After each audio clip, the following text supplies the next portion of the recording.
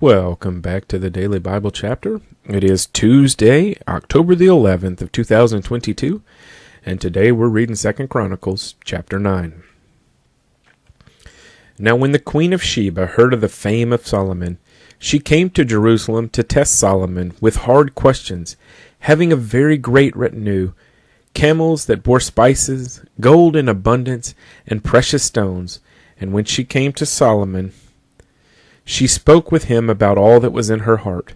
So Solomon answered all her questions. There was nothing so difficult for Solomon that he could not explain it to her. And when the queen of Sheba had seen the wisdom of Solomon, the house that he had built, the food on his table, the seating of his servants, the service of his waiters and their apparel, his cupbearers and their apparel, and his entryway by which he went up to the house of the Lord, there was no more spirit in her. Then she said to the king, "It was a true report which I heard in my own land about your words and your wisdom. However, I did not believe their words until I came and saw with my own eyes, and indeed the half of the greatness of your wisdom was not told to me. You exceed the fame of which I heard. Happy are your men, and happy are these your servants, who stand continually before you and hear your wisdom.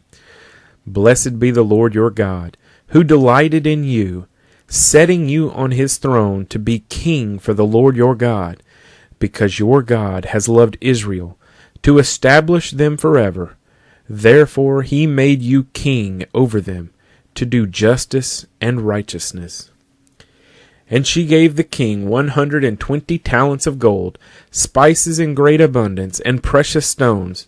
There never were any spices such as those the queen of Sheba gave to King Solomon. Also the servants of Hiram and the servants of Solomon, who brought gold from Ophir, brought algum wood and precious stones. And the king made walkways of the algum wood for the house of the Lord and for the king's house. Also harps and stringed instruments for singers, and there were none such as these seen before in the land of Judah. Now King Solomon gave to the queen of Sheba all she desired, whatever she asked, much more than she had brought to the king. So she turned and went to her own country, she and her servants. The weight of gold that came to Solomon yearly was 666 talents of gold, besides what the traveling merchants and traders brought. And all the kings of Arabia and governors of the country brought gold and silver to Solomon. And King Solomon made 200 large shields of hammered gold. 600 shekels of hammered gold went into each shield. He also made 300 shields of hammered gold. 300 shekels of gold went into each shield. The king put them in the house of the forest of Lebanon. Moreover, the king made a great throne of ivory, and overlaid it with pure gold. The throne had 6 steps, with a footstool of gold, which were fastened to the throne. There were armrests on either side of the place of the seat, and 2 lions stood beside the armrest. 12 lions stood there, one on each side of the 6 steps. Nothing like this had been made for any other kingdom. All King Solomon's drinking vessels were gold, and all the vessels of the house of the forest of Lebanon were pure gold. Not one was silver.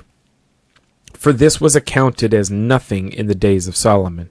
For the king's ships went to Tarshish with the servants of Hiram. Once every 3 years the merchant ships came, bringing gold, silver, ivory, apes, and monkeys. So King Solomon surpassed all the kings of the earth in riches and wisdom. And all the kings of the earth sought the presence of Solomon to hear his wisdom, which God had put in his heart.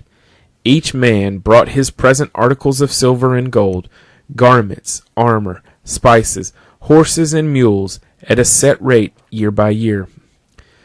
Solomon had 4,000 stalls for horses and chariots, and 12,000 horsemen whom he stationed in the chariot cities and with the king at Jerusalem. So he reigned over all the kings from the river to the land of the Philistines, as far as the border of Egypt. The king made silver as common in Jerusalem as stones, and he made cedar trees as abundant as the sycamores which are in the lowland. And they brought horses to Solomon from Egypt and from all lands. Now the rest of the acts of Solomon, first and last, are they not written in the book of Nathan the prophet, in the prophecy of Ahijah the Shilonite, and the visions of Iddo the seer concerning Jeroboam the son of Nebat? Solomon reigned in Jerusalem over all Israel 40 years. Then Solomon rested with his fathers, and was buried in the city of David his father, and Rehoboam his son reigned in his place. 2 Chronicles chapter 9.